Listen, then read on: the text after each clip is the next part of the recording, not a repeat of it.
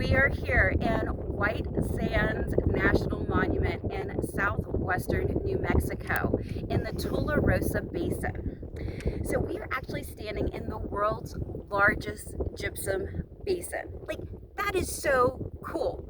And the reason that it's so cool is that we are standing on a lot of geological formations that are super rare. So where we are, back 250 or so million years ago, when the Earth was the globe had one major supercontinent called Pangaea, we are standing in what is known as the Permian Sea. And all those years of depositing wildlife and everything, they started making all these layers of gypsum that went to the bottom of the seafloor. As the evaporation happened, it started creating these layers of gypsum, kind of known as like sedimentary layers. You've probably heard about that. So about 70 million years ago, the tectonic plates on Pangaea started to shift and started creating mountain ranges. And then about 30 million years ago, those plates started to shift and pull apart to create, over here, that's the San Andreas Mountains.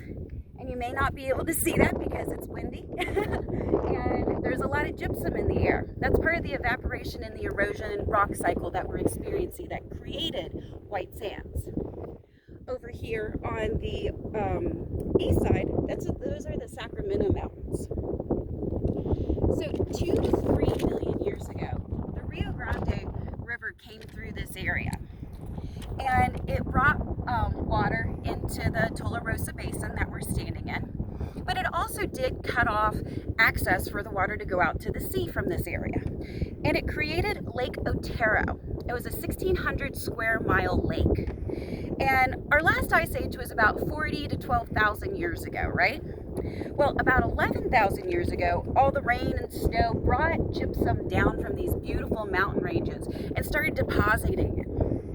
And as all the gypsum started settling into Lake Otero and it started to evaporate and it became warm and dry, it transformed this area into the Chihuahuan, oh my goodness, Jamie, the Chihuahuan Desert. And it made it very flat and it became the Alkali Flats.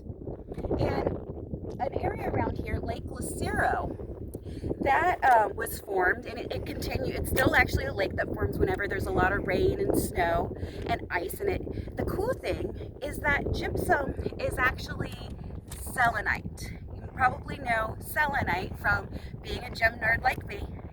And gypsum is actually ground up selenite crystals. So as rain and ice and snow deposits here, the evaporation happens, causing these selenite crystals to form. The wind that you're seeing here blows northeast. It actually goes that way, creating these sand dunes from teeny tiny little crystals of selenite. And you've probably heard of gypsum because it's in drywall. It's in a whole bunch of other applications that we use every single day. And let's see. The really cool thing about this area is that it's not like anywhere else in the entire world. We're sitting in one of the world's marvels. And something else that's neat that we need to consider, we're standing on sand. It's super, super fine. And gypsum is water soluble. Quartz, feldspar, see how dusty that is? Quartz and feldspar, what we're used to knowing as sand, it is a mineral.